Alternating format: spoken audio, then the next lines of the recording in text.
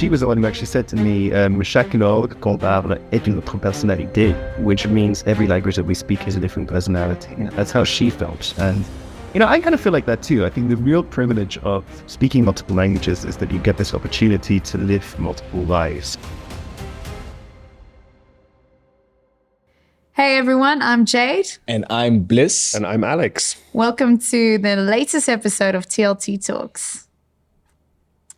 Awesome. So today we have a guest here with us. We have Alex, as you guys have heard. Welcome, Alex. Thank you so much.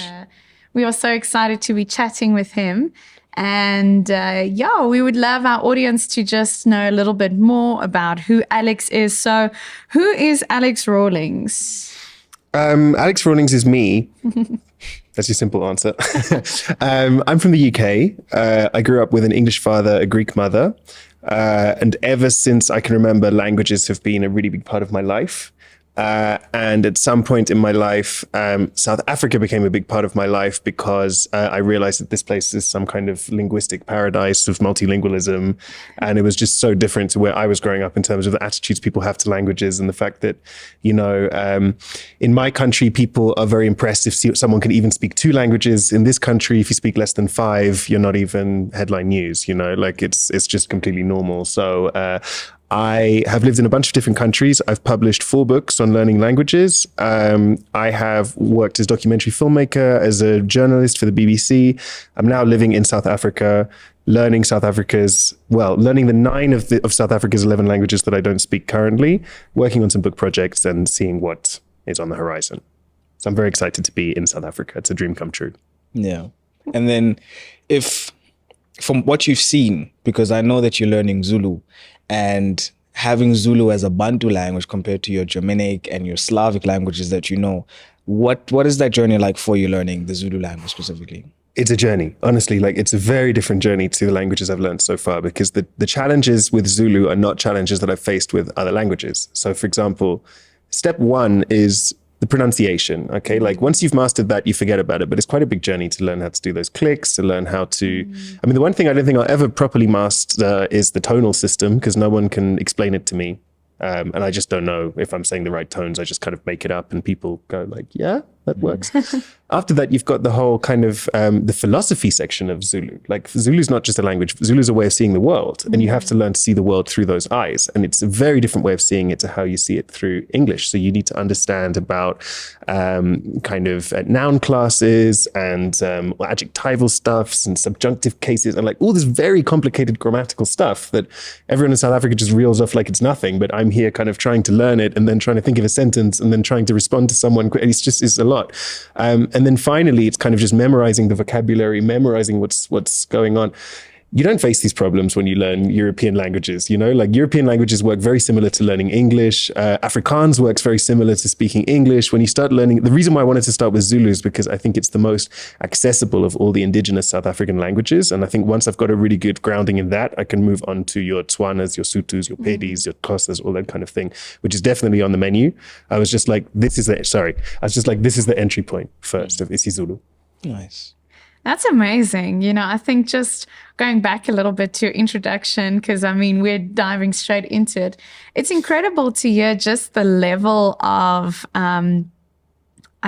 experience or knowledge that you have when it comes to different languages, and even different cultures. I think you've been, part of a great mix of different cultures and getting to know different cultures, and also even living in different countries and getting that kind of exposure, which is also a part of understanding a language. Like you said right now, Zulu is not just something that you can learn, it's a way of life, which I think is fantastic. And, just hats off to you already, just hearing some of your clicks. I'm jealous, I'm impressed, because I myself am trying to learn the language now. And I think it's like you said, in our country, we have a lot of official languages, 11, and, I think 9 out of those 11 official languages are African languages. And for me personally, I've realized or noticed that, in our culture, in our day, there's not as much effort to actually know the languages, learn them. And we're still sitting with a large amount of people within our own country that cannot speak African languages. And it's in fact our heritage and our culture. And I think it's important for each one of us to make the decision, even if it's not something that's being taught in school necessarily, to actually go and make the effort to learn these languages ourselves, or at least start with one of these African languages. And speaking about learning languages, so 17 languages, more or less, and the number is increasing by the day. How do you find the motivation, or where do you find the need to learn all of these languages? I think, language learning is really addictive. Like once you've done it a couple of times, you just can't stop because especially when you travel, when you live in different countries, when you do this kind of thing, you really understand the difference between going to these places and speaking English and going to these places and speaking the language which is being spoken around you.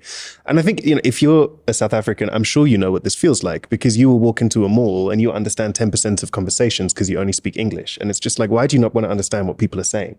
Absolutely. This is your country, this is your home, these are your people, and you don't know what they're talking about. Like, I don't get it. Like, I want to know what people are saying wherever I am in the world. And that's why I learn languages. For me, the difference is if you go to a country and you don't speak the language, you're relying on people explaining what's happening to you in your language. And you're actually putting those people in quite a kind of uncomfortable position because they're responsible for you and they're translating and all this kind of thing. If you go to the country and you speak the language, you're free to explore for yourself. You're free to stop anyone in the street, speak to them. You're free to overhear conversations, to look at newspapers. It's your playground, and therefore speaking the language and not speaking the language is taking something that feels foreign and feels overwhelming and feels, scary and turning it into something exciting, something nourishing, something that you're learning from and something that you're making yours. This is really the difference. So once you've had that experience with a couple of languages, you don't want to give it up. You don't want to be that person who speaks English and also a bit of French. But then you go to, Kenya and it's completely useless because people don't speak French there. You want to be this feeling of landing in a new country, hearing a language that you've been learning and immediately feeling at home is something you want to feel everywhere. Yeah. And yeah, I definitely agree with you with that. Because when I was in Germany, the first couple of months were very difficult because of the fact I had to keep asking someone to interpret, be like, yo, what is homeboy saying? And I think after the third month, once I got to have a conversation, things changed. The emotion was different. People took me more seriously and they respected me more. And it's the whole idea of integrating, the integration part is definitely something that we all want. And I feel like we're sidelining ourselves by not even trying to interpret the language, try to get into the language itself, because we always rely on Duolingo, your Google Translate. It's now when I get to a country, I will just use those things. But it's if you want to connect with the people or connect with the country, you just have to get down and dirty and learn the language. Absolutely. I think also the other experience I have with this is because my second language is Greek and my mother's from Greece. So Greece is a country I know very well. And Greece, we have a population of 10 million people. But every year, about 25 to 30 million people come to visit. It's one of the most visited tourist places in the world. And that experience is completely fragmented, right? Because there's the Greece where people are speaking English to tourists and, come to my restaurant, all this kind of thing. And then there's Greece when the doors are closed and everyone's speaking Greek and people are letting loose. And it's almost like a bipolar thing. Wow. Someone is completely different in their own language. They will talk about different things. They express themselves in different ways. They'll be much more honest with you, much more real than when they're putting on a language which they're using simply to make money, which is English. And that ultimately is how this works all over the world. In my opinion, also in South Africa, we're using English to make money. We're using English to transact, but we use home languages to interact. And I don't want to just transact with people. I also want to interact. Yeah. I love that. That's incredible. And if you think about it that way, it's right on the money, no pun intended. But really, there's such a value in saying that there's a transactional way of communicating and an interactive way of communicating, which I think is important for us to strive to reach beyond that.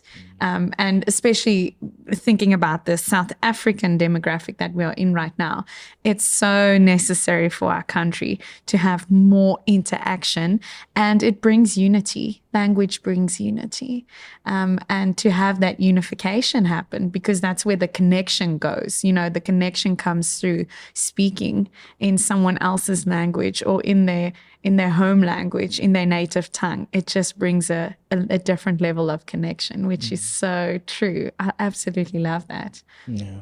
And then you've also, like, you mentioned before, like, in order for you to learn a language, like in previous videos, that you need three things. You need the motivation, the resources, and the time.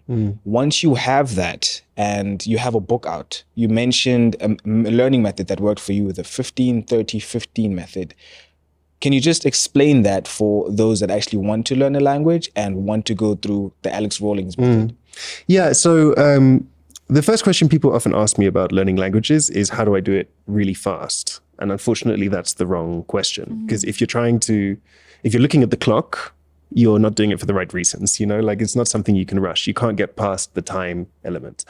What you can do is you can use your time more efficiently, and you can use your time more smartly so that it doesn't feel like you're investing so much time. So that's where the 15-30-15 method is. The idea here is that we fit in 1 hour of learning a day, but we don't sit down at, say, 4 p.m. and finish at 5 p.m. because that's a big chunk of your day. We split that hour into 3 slots. So there's a 15-minute slot right at the beginning of the day, maybe when you're having your breakfast, that's where you review things that you were looking at the day before. There's a 30-minute slot around lunchtime when you're eating, which is after, where you try and learn a bit more new material. And then the 15 slot again in the evening, where you review that material from lunchtime. So it's kind of review, learn, review, review, learn, review. 15-30, 15, 15-30, 50. If you do that every single day, you're doing 7 hours of self-study a week. If you do that every week, you're doing, what's my math, 7 will do 28 hours of study a month. It adds up. The hours really do pay off. That's amazing. And ultimately, the key to success is having you put the time in, and you just can't skip it. I like the way that the method just becomes something that is a bit more simplified and also doesn't feel intimidating. So people want to do things quickly, but sometimes they chicken out when they hear an hour a day. Where in the world am I going to find that? But splitting that hour up into the 15-30-50, it sounds more achievable. It also adds up very nicely the way you mention it. And I think it's also a smart way to actually spend that time, not just doing an hour, going to bed or continuing your day and kind of forgetting half of the information that you've just taken in, but instead actually splitting it up and revising it and continuously thinking about the information that you've just taken in. So it's almost as if it has a longevity to how long that information will stay and stick in your mind, which I think is awesome. And just going back to when we were talking about communication and the fact that language, is a way of interacting with one another and communicating effectively and speaking in someone else's language to them helps that communication and that connection to be there. And as a polyglot, how important is it for you, or do you think it is for a leader of whatever? It doesn't have to be a country. We don't have to make it big. Just a leader, someone who is a leader to a certain group of people. How important is it for a leader to communicate effectively to the people that are being led? Well, I mean, effective communication is an essential part of leadership, right? I mean, we all know what leaders look like that can't communicate. Like, they're not very popular. So obviously from the communication side, it's absolutely essential. The reason why I think we should have leaders who are multilingual and who, more than that, are polyglots, because they can actually learn languages, is because learning languages itself teaches you a lot of things that are very valuable for leadership. The first thing is empathy, because you get to know people in their own language, and you get to, and when you speak to someone in their own language, they invite you in. You see their homes, you see where they are, you understand them as people, not just kind of names on an employee list. But the other thing is, I mean, the act of learning a language is actually extremely humbling, because the whole time you're speaking a foreign language, even if other people are going, oh, wow, he sounds so good, listen to how he says, well, Kyla, and things like that, you just feel so inferior all the time, because you know how much you don't know, and you know how close you are to making a mistake, how close you are to not knowing a word. So when you learn a foreign language, and when you're forced to use that foreign language, it's very humbling, because you are not fully yourself, and you're learning to communicate as kind of half of yourself. And then you realize, wait, I'm a native English speaker. I get the privilege of being 100% of myself every single day, wherever I am. For most people in the world, they don't have that privilege. And most people in the world are actually living every day being half themselves in English, because the world has forced them to speak my language. That humility I think a lot of business leaders, political leaders all around the world, they're missing that humility and that experience of understanding just what it is that someone is speaking to you in English. And I thought that's their first language. It's a really huge thing. Yeah. Yeah, that's true. Because, like, I mean, previously, historically, presidents in the United States, other places, like when they were trying to unify the U.S., there were different parts of America had like different languages. There was the Spanish, there was French. And the presidents realized then, the leaders realized then that they needed to learn the language so they can galvanize the people.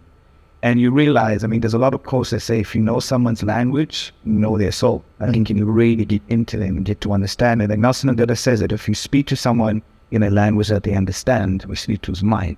But if you speak to them in their own language, you speak to their heart.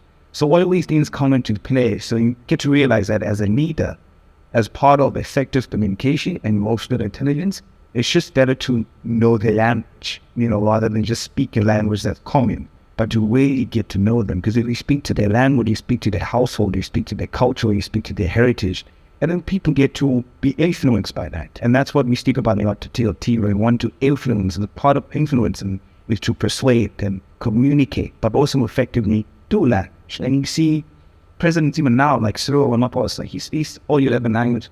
We've seen him, and the way he gets to communicate with the masses. If he's in KZN, speak Zulu fluently. If he's doing a seminar at the, doing a keynote at the Afrikaner Bund, he speaks Afrikaans. If he's in different places, he understands that in order to get to the people, I need to speak their language. So what you're saying is very, like, I relate to that because you see it, like in practice, like presidents and leaders, they really get to immerse themselves into a language because it's going to the culture and the emotional intelligence. So thank you for that. Because they were very good so much. And then now we tend to speak about the advantages of learning language. So there's lots of scientific stuff saying that if you learn a language, it reduces Alzheimer's by 7 years, your brain is more malleable, you're able to adapt, all of those things. Those are advantages of learning the language. But from your perspective as a polyglot, what are the disadvantages of learning multiple languages? Oh, that's such a good question. Let's think about this. So, disadvantages of learning multiple languages. I think there's always a sense that if you just focused on one language or even two languages, you could get so deep in that language that you can really make that language part of your soul. And that's absolutely fantastic. And I know a lot of people who've done that. I lived in Spain for 5 years, and I know many people who've moved there and they literally have learned Spanish to a level where they're teaching it to the Spanish people. I think they speak it so good, they went that deep. My Spanish is pretty good after living here 5 years. I speak it fluently. I feel very comfortable in Spanish, but it's not my only love. I have other languages that I also need to give care and attention to. So there's the disadvantage, right? I never got to kind of drill deep into reading Don Quixote in Spanish and that level of speaking the language, because I was also thinking about, my Zulu, my Portuguese, my Greek, my Hebrew, my Russian. These are the languages that are also on my mind, but are taking up some of my time and attention. So that's the trade-off that you've got to make. Do you want to drill deep into one language, or if we can use the analogy, you're going to be monogamous with that language, or do you want to kind of have multiple kind of eggs off the basket? And for me, I always think about the math. And one of the things that when I was much younger, kind of like in my teenage years and stuff, I'd always think about, I was like, if I could travel by land from one place of the world to another, could I do it without entering a single country where I don't speak the language? How much kind of coverage have I got with the world, the languages that I speak? And I reckon I can get quite far, and I'm quite proud of that. I'm glad that I've opened these worlds for me. Even if my language could be better, I could be more advanced, but you can't be a perfectionist if you're going to be a polyglot. Like I was saying on this humility thing, you accept you're going to make mistakes. You accept you're going to humiliate yourself sometimes, but you know what? You showed up, and a lot of people don't do that. So that's what you're going to. Do you have a role model when it comes to, being a polyglot? Someone who captures the essence of being able to go very deep in multiple languages, or kind of, just capturing more of what you would want to see even within yourself. I think it's fantastic, and just congratulations as well that you are able to sit here and say it was a goal and I've been able to touch on that goal and even reach it. But is there a goalpost that can be moved even further based on someone that you see and look at and go, oh, I've done so much, but I want to do more? And, is there a name? Is there a person? Is there a face to that? Yeah. So I spent 6 years organizing an event called the Polyglot Conference, which was an international event that happened every year. We had about 5 to 800 participants. We did it in all sorts of different countries. What language do you speak there? You speak all of them. Like on your badge, when you get a badge and you literally put the languages you feel comfortable people speaking to you in, it's so much fun. People would just come, and it was kind of like, we had this really nice community because we did it every year. So it was kind of like, okay, guys, we say I see you, have a good year, go back, just study your languages. Then you come back, you're like, you know what, I'm putting Swahili on my badge this year. And it was like, that's awesome, man. I've got French. And it was just kind of this really nice community. But I met like really inspiring people through that. My co-organizer, Richard Sincott, he has studied something like 40, 50 languages or something. And he can speak a bunch of those at a really like advanced level, but he can speak so many of them at a level where he's doing it really great. And for me, that's inspiring. I've also got a friend from Italy called Emanuele Marini. Emanuele Marini speaks something like over 60 languages at an extremely fluent level. And his secret is he does not speak English. So if you want to be in this world and not speak English, you have to learn 60-something languages because those are the conversations you're going to be happening. We traveled the world together. We went to Iran together, and he speaks very good Persian, but because he's a foreigner, people would just speak English to him, and he would just be like slaying the table, saying in Persian, I don't speak English. You're going to have to speak Persian. Speak English is so funny. We speak to each other mainly in Greek, and sometimes in Serbian. My Italian's not too much, and he's not too keen on speaking that because it's his first language. But those people really, really inspire me because they do it for the same reasons. They don't do it for the fame. They don't do it for the money. I mean, it's not that kind of activity. You're just learning languages, you're not playing it or something. So we really just do it for the passion, and I see how much fun they have, and it's really, really inspiring. Then in my own family, on the Greek side of my family, it's very common to be multilingual. My grandmother spoke English, Greek, French, and Arabic fluently. And I had a great aunt who also spoke English, Greek, French, Arabic, and Italian completely fluently. And I remember in the last few years of her life, when she's in her 90s and she's starting to lose it a little bit, she just couldn't keep the languages apart when she was speaking. So she would just speak all 5 languages at the same time. And we just had to really kind of like be on top of it to communicate because she would say one word in Greek and then a whole sentence in Arabic and then a phrase in French and then English. And I remember her sister was there and she wanted to say something rude about her in Greek because she didn't speak Greek, but it came out in English. And she's like, how does she understand that I was speaking English? But it was just so fun to be around someone with that energy, It's just like, these are all my languages. And she was the one who actually said to me, chaque langue qu'on parle est une autre personnalité, which means every language that we speak is a different personality. That's how she felt. And I kind of feel like that too. I think the real privilege of speaking multiple languages is that you get this opportunity to live multiple lives. And it's just like, the world is such an interesting place that can offer so much if you just take it with both hands, and just push your boundaries and go out there and learn things about people or places in the world that you've never heard of and realize that you can feel at home in those places and those environments too. I'm impressed. Honestly, I feel like I need to go get me some languages, need to choose a few and start. Like, this is an inspiring conversation because I feel like the goal or what we're getting at in this conversation is not trying to tell people learn more languages because you live in South Africa, if that's your country, or in whatever country you find yourself in, because it's something you need to do. It's more like, what level of connection do you want with the human sitting opposite you? And how willing are you to actually go beyond what you know? And there's an invitation. There's an invitation. I'm here for it. Like, I want to take that invitation. Where do I receive? Yes. I want to wear one of those badges next year at the conference. This is an incredible, I think, take at the level of human connection and a good way of striving for that connection. You spoke about the word empathy as well. And where does that come from? A source where you can draw that from is knowing someone's language and speaking that to them. Wow. Honestly, I'm so inspired. And that's like the gist of it. Like, the reason why we brought you as part of our personal development and discipline is we really want people to feel like they're developing. And language, because we don't speak about it often, we need to bring that focus. But like, if you really want to develop yourself, it's not just, mentally, physically, but also like linguistically, like me, to develop. If you want to compete in a certain space, and like if you view yourself as an international person, then you have to understand that in order to get to an international market, you need to understand the language.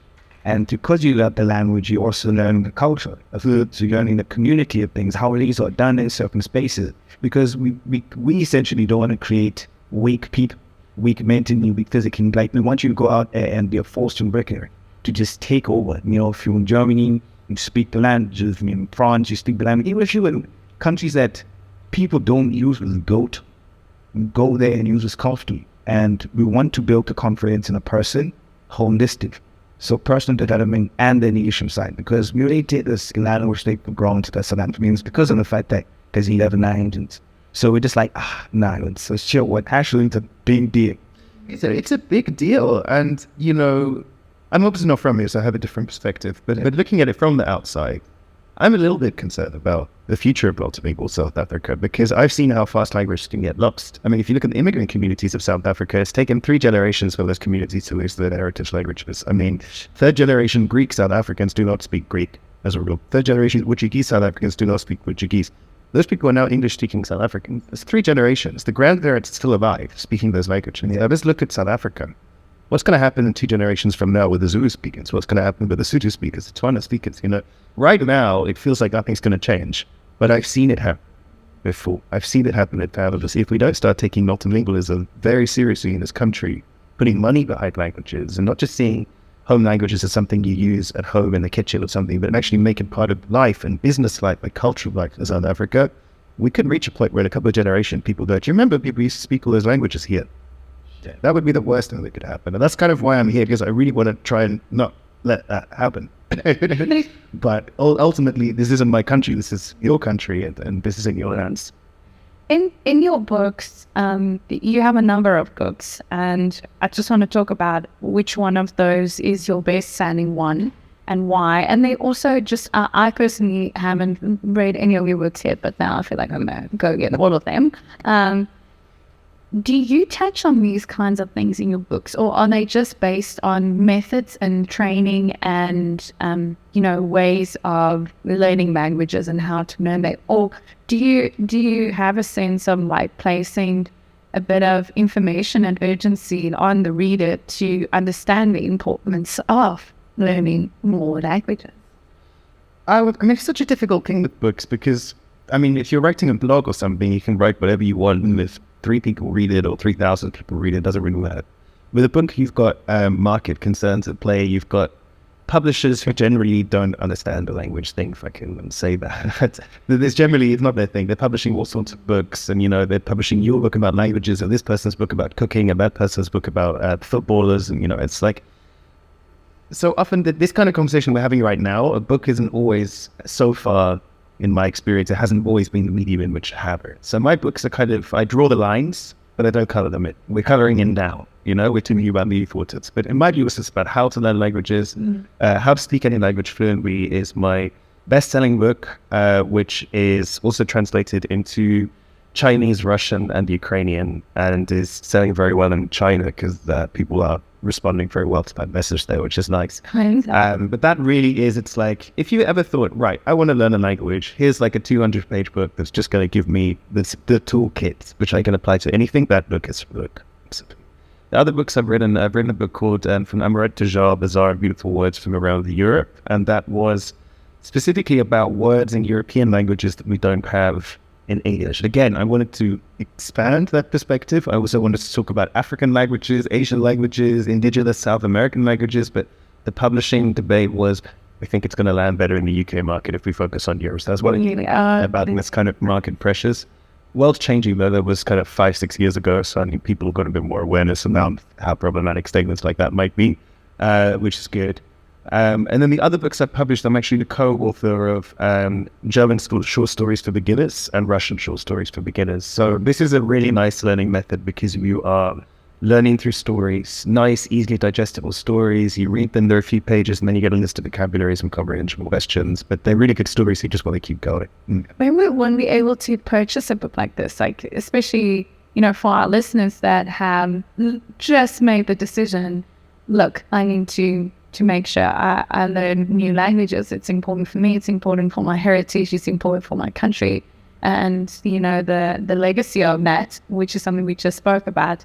Where can we find these books? So, I mean, I have once upon a time seen them in executive books. So there's executive books, exclusive books. I just been wrong for some reason. It's so weird for me that the main bookshop is called Exclusive. I have seen them in exclusive books, but your best bet is probably to get an ebook version, to get a Kindle version or something available on the internet, or maybe you can try and order it through something like Polyglot. That's your best bet, because it's been around for a few years now, and I don't come to get to see this kind of fresh pre-runs and things are not happening. But I'm working on ebooks. I can't talk very much about them now. And if you plug it back in a few years, we can have a different conversation. Thank you. So we're speaking about economics now. Like you just went, and that really is to my next question with the rest of economics. Like you've written books in Russian or what else? So the books have been translated into Russian, Chinese, and Ukrainian. But the short stories for beginners in German and short stories for beginners in Russian. Otherwise, we worked on. Now, economic opportunities. Let's say I have a child or I have a sibling, and I'm like, yo, this is the economic language or the business language. From your perspective, which languages have you actually made the most money from? Whether it's top 3 or top 5, which language brings in the most money? So the languages that I've taught and made money from, because one of the things that I do is I teach kind of intensive courses, basically for people who want to get to a decent level in languages fast. And I take like a small number of students, and they're highly motivated. And that's just been the model that really works for me in terms of what I enjoy doing as students go out. Those languages have been German, Russian, Greek, and Spanish. The language which it works by far the best was German. Because I find when people come to me wanting to learn German, they're highly motivated because there's a reason. Because when you learn German, you're getting access to the largest economy in Europe. It's the economy in Germany, Switzerland, and Austria. Roughly 100 million people speak German. And beyond that, it's a language which you can speak there in broadly. So, the huge advantage we have sitting here in South Africa is we're in the same time zone as Europe. So with remote working and things like that, you've got to start thinking like that, right? What's happening 8,000 kilometers out there that I can do on a laptop down here? And if you can speak German, there's a lot of companies out there who need you as a native English speaker to help them out with their marketing stuff, content stuff. And, as South African, you can do that. If you speak German, they're going to look very fondly upon you as someone who can fit in culturally with their team. So it's been such a mouthful and information load that we've taken in up until this point. But I really want to just try something fun here. So myself and Bliss, each in a language that we each know and speak quite fluently. We were thinking perhaps we could ask you some questions in a different language and have you answer them in that language as well. This is a hot seat type. I feel like it's a hot seat type for me. I'm doubting how I'm going to speak my own home language now. Maybe you can speak my own language better than I can myself, But yeah, are you keen? Sure, let's give it a go. Fantastic. Bliss, do you want to hit it off? All right, let's see. Let's start with something easy. Wie lange hast du Deutsch gesprochen? Ach, I got it was German. Ich habe angefangen Deutsch zu lernen, als ich 11 Jahre alt war. Ich war damals in Griechenland und da hatte ich einen Freund, der aus Österreich kam und er konnte kein Englisch, ich konnte kein Deutsch, also wir haben miteinander ein bisschen gesprochen. Dann habe ich Deutsch in der Schule gelernt, dann an der Universität und ich habe auch dann Jahre danach auf Deutsch gearbeitet. Nein, wie viele Möglichkeiten gibt es, wenn man Deutsch spricht? Viele Möglichkeiten. Also wie schon gesagt, die deutschsprachige Wirtschaft ist riesig. In Europa, da gibt es ungefähr 100 Millionen Menschen, die Deutsch sprechen. Das ist ein großer Markt. Und wenn du Deutsch sprichst, hast du Zugang zu diesem Markt. Und das ist geil. Voilà. Sorry, that's the only... in this whole conversation, I'm just okay, maybe... What's the only, in Afrikaans and say there's Duits, but in English it's German, right? So, one of my friends in school, she was Duits or German, so she would just teach me all the, nursery rhymes. So I can sing a few nursery rhymes for you guys, but that's as far as it goes. But going into my native language, which is Afrikaans, I think een van die dinge wat ek geïnteresseerd sal wees om te weet van jou kant af is, hoekom het jy besluit in Afrikaans te leer? Dit was heeltemal toevallig. Ek het eendag dat my ouers in Holland gestaan vir 'n dag, en ek het Holland van die eerste keer voor en gedink, dis die malste taal ooit. Ek find a beard. So ek was besig om Hollands te leer, en dan sit ek eendag op die tube in Londen, en ek hoor die mense wat 'n taal praat, wat bietjie soos Hollands klink, wat ek weet dis nie Hollands nie, hulle lyk glad nie soos Hollands. Toe besef ek, dis Afrikaans. Dis praat hulle nie Afrikaans of iets daar, whether dit is Suid-Afrika, toe was ek hooked. So ek het altyd baie Afrikaans gebeur, van daai oomblik af, want daar was baie Suid-Afrikaners wat toe Holland gelei, en hulle het altyd geskiller die metro, oor die ander passasiers. So dit was baie belangrik om in Londen in die 2000s te bly, as jy Afrikaans kon praat. Dis fenomenaal. En ek is bly om te rapporteer dat ons is nie nou net meer 44 nie, ons is nou 45. Dis met Alex en just like, okay. Ja, that's all questions I've got in Africa, man. Es ist so geil, dass du, ja, so viel Sprachen lernst. Und das ist krass, ey. Und wenn du Afrikaans sprichst, dann tun es so, die Aussprachen, it's really making us Afrikaans. Yeah. Wenn ich brauche Afrikaans, ich brauche so eine Kaufstanker. So I just try to avoid it, but it's really nice, and that goes to probably one of the other questions that I have is like, how do you master the pronunciation? Because I see that that's also part of your learning process. Like, intuition seems to be key. Yeah, so I was actually thinking about this the other day, because I remember being a child, and I remember having these two languages, English and Greek, and I remember thinking very clearly, I was like, but there is no sound in English which is the same as in Greek. There's not one, like, an A sound in English is different to an A sound in Greek. So I think I was always sensitive to it from that, and then it started to merge a bit. People were like, no, you're wrong, A is A, but it's not. It's like apple in Greek, apple in English, that A sound that I say from the UK. And then if we have a word like aftokinito, it's like A and A, like there's a difference. And so I was always very sensitive to those sound differences. But it's really something you've just got to work on, essentially. First of all, you've got to hear it. Once you hear it, you can start trying to reproduce it. When we're learning Zulu and African languages and stuff, the big thing that tricks people up is aspirant consonants. So, for example, the b and the p with the h after it, and I always screw that up. And I got this. So I've been trying really hard to not say k for everything, like ku, not. So ku. And I got some feedback that sounds too much like jeets. But I go back to the drawing. But it is hearing it first and then trying to approximate it, and even if it's not 100%, if you're just making a difference, that means that the native speaker can hear. They try to go for this sound and not that sound. It's been so fantastic just having you in the studio with us today and learning a bit more about language speaking and the benefits of that, and also just how much connection can come from that, and just slightly tapping into methods and reasons and why and how. But we would love to follow more of your journey, and I'm sure some of our listeners would also love to follow more of your journey. So just in terms of social media handles, watching you learn some of these new languages, I was on your TikTok last night up until late, like, oh, look at him learning his Zulu, like that's going to be me soon. I hope I can learn something from him, but just following your journey on socials and just kind of watching your whereabouts and your journey now in South Africa the next 3 years. How can our listeners follow you? What are your handles? And just... Sure. So with Instagram is Alex__Rawlings, and then the TikTok account, which I started literally last week, but it's so much more fun than any social media I've ever known before, is RawLangsBlog. Awesome. So it's like my surname, but instead of an I, it's an A. It's kind of supposed to be a funny B. It's supposed to be a ton where it doesn't. Okay, great. And then if there's a last thing that you would just want to leave with our listeners today when it comes to learning languages and putting yourself out there, having the courage, what do you want to say? Apart from all the questions we've asked today, what is it that you want to leave?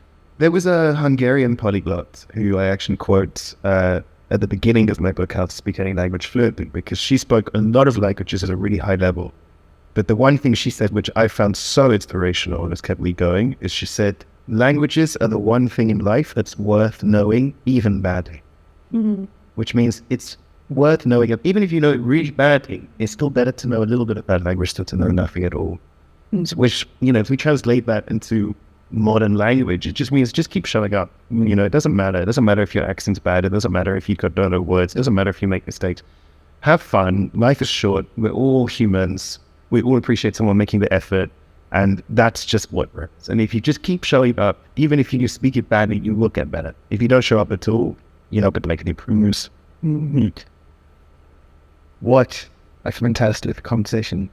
I've learned so much, and just off of the conversation that we're having, like Wolfgang Goethe says that if you are ignorant of a foreign language, you are ignorant of your own. So I guess that really I relate to that, because you really want to understand other people's languages, so you can maybe actually see how your language, how your languages engage with the greater community, because give and take, and as people out there, whatever languages that you do have, really flex it, really take advantage of it, because we tend to, as South Africans, we speak multiple languages, but we forget that it's actually a big deal. Being multilingual, having the fact that there's 11 languages out there, and we're able to code switch, we're able to communicate and go to different hoods and townships, but also code switch in the submerge. That in itself it's dope. It's really something to be proud of. So we need to take pride in the fact that we know so many languages. So if you're out there, please, in the comment section, if you're on YouTube, really do comment and just tell us what languages you know. And, add those languages in, because we are all here to learn. We are in a huge planet with more than probably 7-8 billion people. There's different languages, there's different cultures. And because we also have a xenophobia situation in South Africa, we need to understand people. And part of understanding people is understanding languages. So we really need to take this language thing seriously so that we can integrate more. We are an integration society. And from my side, I really want to bring that out, because this is personal for me. As much as we can have Alex here, it's a personal situation, because South Africa is a beautiful country. It's a rainbow nation. Let's treat it like that. Absolutely. We are amazing individuals, and we need to accommodate and understand other people's languages. So that's just my part here, Absolutely. Fantastic conversation here in studio today. Thank you so much once again, Alex Rawlings and my co-host, Melissa Bia. That was TLT Talks episode 3, all things languages and polyglots. And we hope to see you guys again soon. Hit that subscribe button, hit the like button, go check us out on whatever platform you're watching this right now. Do take in mind, we have this on Spotify, we have it on YouTube, and we do upload some shorts on our Instagram and also our TikTok. It was a pleasure, absolutely stunning. Thank you so much. And we'll see you guys on the next one. Bye.